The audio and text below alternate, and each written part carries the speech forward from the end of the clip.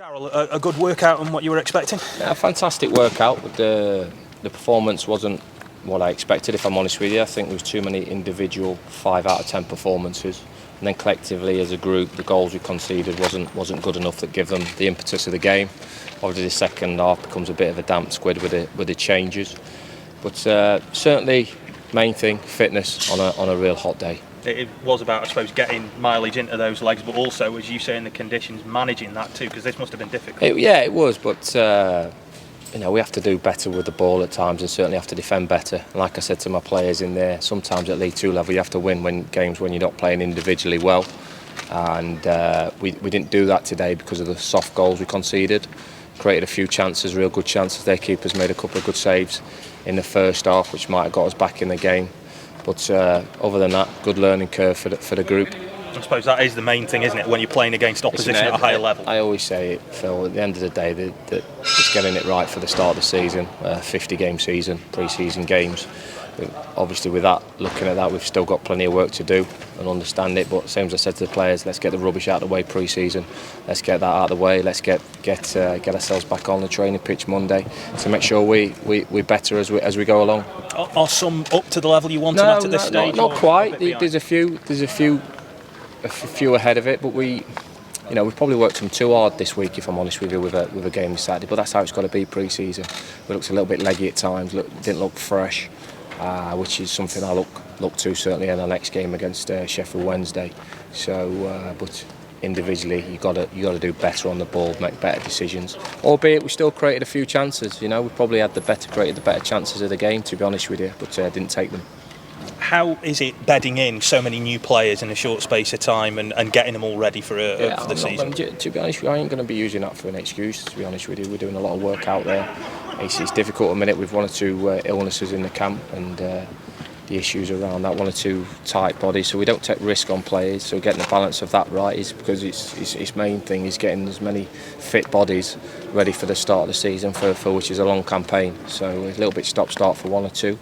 But for me, it's all about the build-up for the 7th of August. A few missing: David Worrell, Leon Legg, Jake Taylor, notably. Yeah. How are they? Yeah, I mean, David Worrell and Leon Legg was illness.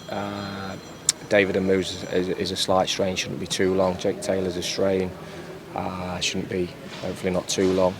Gibbo's doing a lot of good work now on the grass, which is a real positive. Although a few weeks away, we're hopeful Harry's coming on. So we're not in too bad shape. Say pre-season, you're always going to pick up them 3-4 when you're asking players to push themselves to the limits, which you have to do. You have to do to get them to the required fitness levels.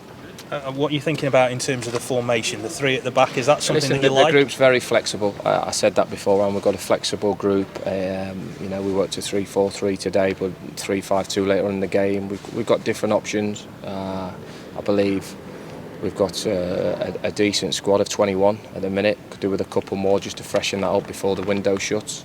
But other than that, it'll be trying to go for the quality over the quantity.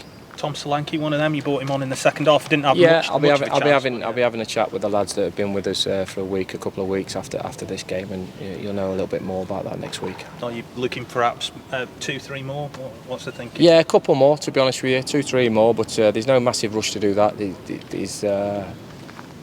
We're at the back end of what I think's been a very good window for ourselves. A lot of hard work's been done on the recruitment side of things. The 2-3 added additions to give us a little bit of depth in the squad.